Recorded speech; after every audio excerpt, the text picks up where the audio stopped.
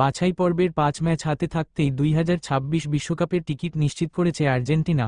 আগামী অক্টোবর-নভেম্বরে এশিয়া ও আফ্রিকার 3 দেশ সফর করবে বিশ্ব চ্যাম্পিয়নরা। খেলবে 4 ম্যাচ। দলের সঙ্গে সফরে যাবেন লিওনেল মেসিও। এক প্রতিবেদনে এই তথ্য নিশ্চিত করেছে আর্জেন্টাইন সংবাদ মাধ্যম টিওয়াইসি স্পোর্টস। আগামী অক্টোবরের ফিফা উইন্ডোতে চীন সফরে যাবে আর্জেন্টিনা জাতীয় ফুটবল দল। সেখানে তারা 2টি ম্যাচ খেলবে। এরপর নভেম্বরে মধ্য আফ্রিকার দেশ অ্যাঙ্গোলায় স্বাগতিকদের বিপক্ষে খেলবে। অ্যাঙ্গোলা থেকে লিওনেল স্কালোনির দল যাবে কাতারে। জানা গেছে, আগামী 11ই নভেম্বর স্বাধীনতার 50তম বার্ষিকীতে আর্জেন্টিনার সঙ্গে প্রীতি ম্যাচের আয়োজন করবে অ্যাঙ্গোলা।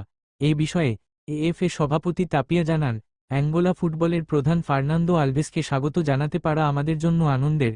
উভয় পক্ষের মাঝে নতুন সুযোগ সৃষ্টিতে সমন্বয়ে ও ক্রীড়ার উন্নয়নের লক্ষ্যে আলোচনা হয়েছে।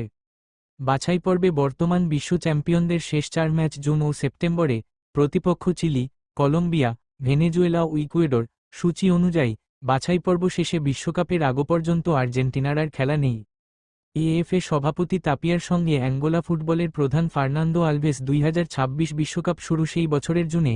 তাই এতগুলো মাস হাত বসে না থেকে বিশ্বকাপ ধরে রাখার অভিযানে নিজেদের যতটা এগিয়ে রাখা যায়, তাই ফিফা উইন্ডোতে প্রীতি ম্যাচগুলোর প্রতিপক্ষ ঠিক করে রাখার কাজ আগেভাগেই সেরে রাখছে আর্জেন্টিনা ফুটবল অ্যাসোসিয়েশন এএফএ।